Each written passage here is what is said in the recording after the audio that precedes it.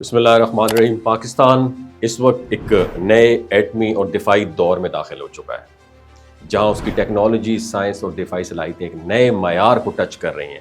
اب بات صرف دفاعی طاقت کی نہیں رہی، بلکہ ٹیکنیکل انڈیپینڈنس، توانائی کے پائیدار نظام اور عالمی سطح پر اسٹریٹجک برتری کی بھی ایک بات ہے یہاں پہ۔ اور یہ وہ دور ہے جہاں ایٹمی طاقت صرف ہتھیاروں تک محدود نہیں، بلکہ ایک وسیع فکری اور سائنسی ویژن میں بھی ڈھل چکی ہے۔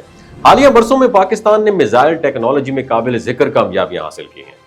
Abdali short range ballistic missile کا تجربہ اسی سلسلے کی ایک کڑی ہے، جس کی رینج تقریباً 450 کلومیٹر ہے، اور اس میزائل کو جدید نیویگیشن سسٹم، زیادہ ایکوریسی اور تیز رد عمل کی صلاحیت کے ساتھ اپ گریڈ بھی کیا گیا ہے۔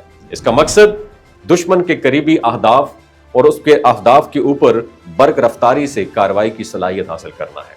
دوسری جانب فتح 4 کروز میزائل جدید ترین نسل کا ایک ہتھیار ہے، جو 750 کلومیٹر تک زمین سے آسمان پر انتہائی ایکوریسی سے اٹیک کر سکتا ہے۔ اس کی سب سے بڑی خوبی یہ ہے کہ یہ نیچی پرواز کرتے ہوئے دشمن کے ریڈار سے بچ نکلتا ہے اور اپنے ٹارگٹ کو بغیر کسی رکاوٹ کے نشانہ بناتا ہے۔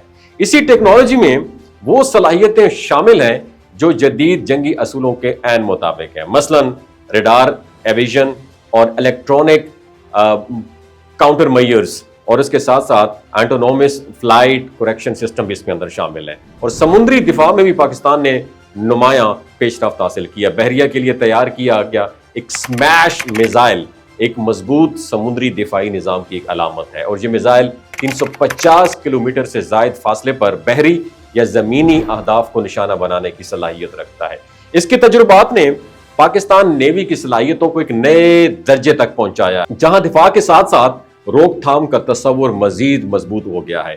ان تمام پروگرامز کو مربوط بنانے کے لیے فوج نے ایک نیا ادارہ یعنی آرمی راکٹ فورس کمانڈ وہ بھی قائم کر دیا ہے، جو میزائل نظاموں کی تیاری، مشقوں اور فوری رد عمل کو مربوط انداز میں منظم کرتا ہے۔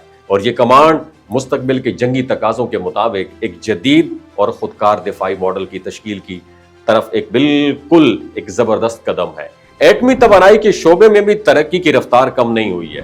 پاکستان نے حال ہی میں چشمہ 5 نیوکلیئر پاور پلانٹ کی تعمیر کا آغاز بھی کیا ہے، جو 1200 میگا واٹ بجلی پیدا کرے گا، اور یہ منصوبہ چین کے تعاون سے ہاولونگ 1 HPR-1000 ری ایکٹر ٹیکنالوجی کے تحت اس کو بنایا گیا ہے، جو تیسری نسل کے جدید ترین حفاظتی نظاموں سے مزین ہے۔ اس سے نہ صرف توانائی کی جو کمی ہے وہ بھی کم ہوگی، بلکہ ماحول دوست، سستی اور مسلسل بجلی کی فراہمی بھی ممکن ہوگی۔